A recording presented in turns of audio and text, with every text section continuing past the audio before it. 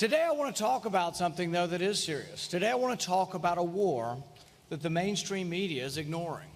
From Boston to Zanzibar, there's a worldwide war on Christianity. Christians are being attacked around the world, but you won't hear much about it on the evening news because the answer's not convenient. It doesn't fit the narrative we have been told about radical Islam. The president tries to gloss over who's attacking and killing Christians. The media describes the killings as sectarian. But the truth is, a worldwide war on Christians is being waged by a fanatical element of Islam. Ever since 9/11, commentators have tried to avoid pointing fingers at Islam, which is somewhat fair. It is fair to point out that most Muslims are not committed to violence against Christians, but it's not the whole truth. The whole truth is, and we shouldn't let political correctness stand in the way of this truth, the whole truth is that there is a minority of Muslims who condone killing of Christians, but unfortunately, that minority numbers in the tens of millions. Pew Research did a poll, and it indicated that 21% of Egyptians, 15% of Jordanians, many Jordanians are our friend, but 15%, 13% of Pakistani Muslims find terrorism acceptable, if not laudable.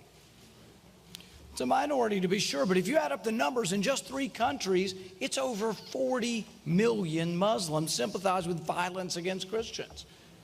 This shouldn't be understated. A Daily Telegraph survey indicated that there were 100,000 Muslims in Britain who fully supported the London subway bombings.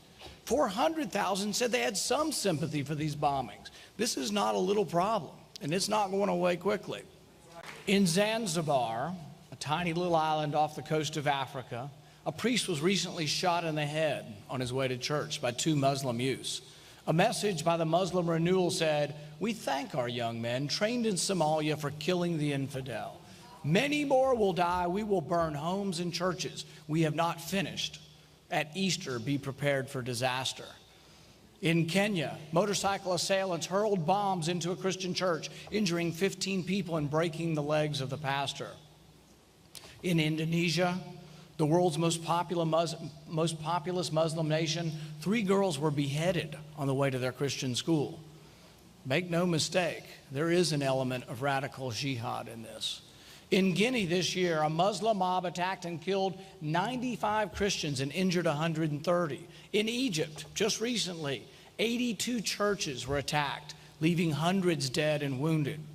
Across the globe, Christians are under attack, almost as if we lived in the Middle Ages or as if we lived under early pagan Roman rule. You remember the early Christian martyrs, our disciples, the disciples of Christ. It's almost as if that is happening again throughout the Middle East. In Pakistan last week, 75 Christians were killed, several hundred more killed in a bombing of a church.